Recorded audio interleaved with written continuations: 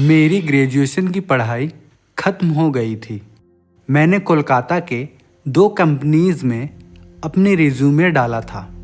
उन दोनों कंपनीज़ में मेरा इंटरव्यू के लिए शेड्यूल फिक्स हुआ था। मैं उस टाइम पटना में रहता था। मैंने जल्दी जाने के चक्कर में और ट्रेन की झंझट से बचने के लिए कार से ही कोलकाता जाने का फ़ैसला किया। मैं चाहता तो दिल्ली में भी जॉब के लिए अप्लाई कर सकता था, बट कोलकाता में अच्छा सैलरी और अच्छा जॉब बेनिफिट मिल रहा था। जिस दिन मैं अपने कार से कोलकाता जा रहा था वो दिन थर्सडे का दिन था। मैंने अपना सारा ज़रूरी सामान पैक करके कार में रखा और अपने मम्मी पापा से आशीर्वाद लेके उन्हें बाय बोलकर निकल गया। ठंड का समय था। पूरे 1 दिन और 1 रात का रास्ता था। मैं सुबह 7 बजे घर से निकला था। चलते चलते मैं रास्ते में 12 घंटे बिता चुका था। शाम होते ही ठंड बढ़ गया था, तो मैंने एक बीच की एक सिटी में रुका और वहाँ चाय पी तो थोड़ा ठंड से राहत मिली और फिर चलने लग गया। पर ठंड इतनी थी कि चाय का असर तुरंत ख़त्म हो गया।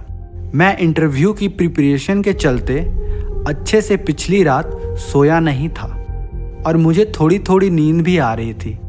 अब कार चलाते चलाते 11 बज चुके थे और मुझे अपने डेस्टिनेशन पहुंचने के लिए 5 घंटा बचा था। बहुत रात होने के कारण रोड में बहुत कम गाड़ियां चल रही थी। तभी मैंने अचानक एक आदमी को खड़ा उस सुनसान रास्ते के बीचों बीच में देखा।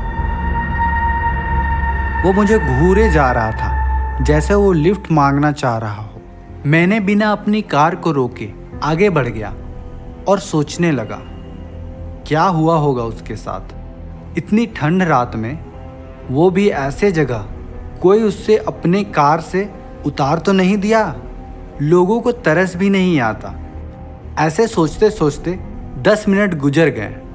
तभी मुझे उसी तरह का आदमी फिर से रास्ते के किनारे दिखा। मैंने अपनी कार स्लो की और उससे पूछना चाहा कि क्या कोई दिक्कत है या फिर लिफ्ट चाहिए। मेरी कार उस आदमी से 20 कदम आगे जाके रुकी, तो मैंने उसे रियर व्यू मिरर में देखना चाहा, पर जैसे ही मैंने मिरर में देखा वहाँ पे कोई नहीं था। मैं डर गया और कार तेजी से आगे बढ़ाया।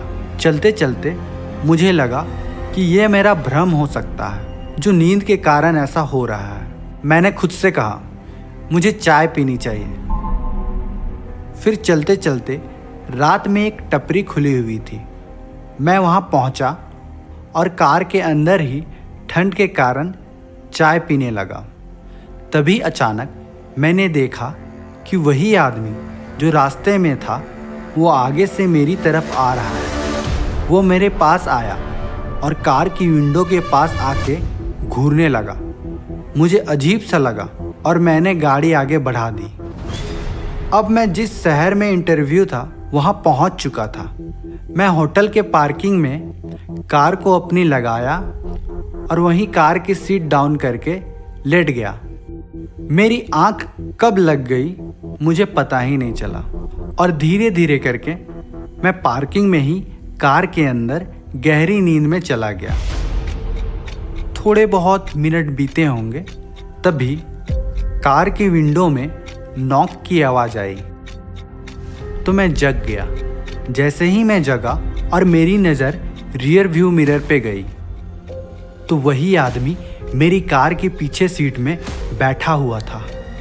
मैं चिल्लाते हुए कार के बाहर निकला। निकलते ही मैं गिर गया और चिल्ला ही रहा था। तभी वहाँ पे होटल के एक गार्ड दौड़ के आया और पूछने लगा क्या हुआ सर। मैं कुछ ना बोल पाया। फिर उठ के मैंने अपनी कार के विंडो से अंदर देखा तो वहाँ पे कोई नहीं था। ऐसा होने के बाद मैं पूरी तरह से डर गया था और मैं अपने होटल के रूम में चला गया और फ्रेश होके सोने की कोशिश करने लगा। कुछ देर तो मुझे नींद अच्छे से नहीं आई, पर धीरे धीरे मैं कोशिश करता गया और मुझे नींद आ गई। सुबह मुझे इंटरव्यू देना था तो मैं 2 घंटे के ही नींद ले पाया और फ्रेश होने के बाद तैयार होके इंटरव्यू के लिए निकल गया। जैसे ही मेरी इंटरव्यू की बारी आई और मैं अंदर गया तो देखा कि इंटरव्यूअर वही आदमी है जो रात को मुझे दिखा था। मैं बहुत डर गया, जिसके चलते मैं इंटरव्यू में कुछ बोल नहीं पाया और वहाँ से रिजेक्ट हो गया। मैंने 2 जगह जॉब के लिए रिज्यूमे अप्लाई किया था। दूसरा इंटरव्यू अगले दिन था तो मैं उसका इंतज़ार किया और इंटरव्यू अच्छे से होने के बाद मुझे वो जॉब मिल गई।